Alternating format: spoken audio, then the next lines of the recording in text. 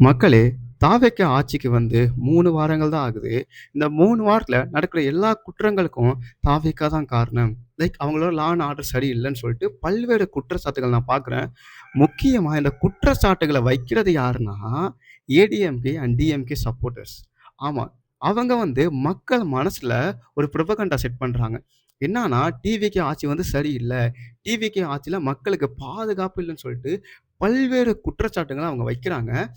அவங்க வைக்கிற குற்றச்சாட்டுகள் உண்மைதான். ஆமா, இந்த 3 வாரத்தில பல்வேறு விஷயங்கள் நடந்திருக்கு.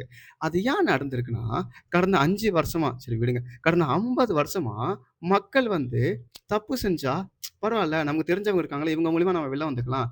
புள்ளிக்கு ஒண்ணும் ஆக போறதில்ல. ஜெயில்ல தானே போட போறாங்கன்னு சொல்லிட்டு, ஒரு மனநிலையோட மக்கள் வந்து வாழ்ந்துட்டு இருக்காங்க. லைக் இப்ப இந்த டாஸ்மாக் ஊழியர்கள் போராட்டம் பண்றாங்க. எதுக்காக? இந்த ரூ. 10 வாங்கக்கூடாதுன்னு சொன்னதுக்காக. லைக் முன்னாடி வந்து கவர்ன்மென்ட் ஸ்டாஃப் வந்து எப்போ வொர்க்குக்கு போனாங்கன்னு தெரியாது.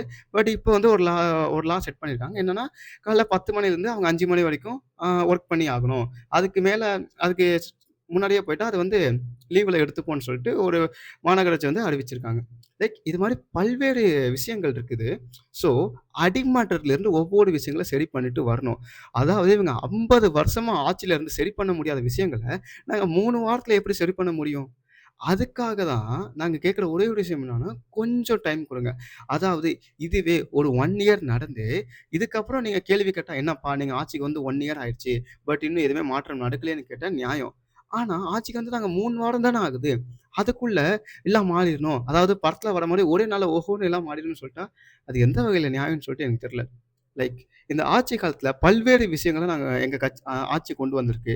எக்ஸாம்பிளுக்கு அந்த மதுபான கடைகள மூடுறது, அதுக்கப்புறம் இந்த விவசாய கடன் தள்ளுபடி பண்றது, விவசாய கடன் 50 அந்த 50,000 வச்சிருந்தா அத தள்ளுபடி பண்றதுன்னு சொல்லிட்டு, லைக் பல்வேறு திட்டங்கள நாங்க கொண்டு வர முயற்சி பண்ணிக்கிட்டே தான் இருக்கோம்.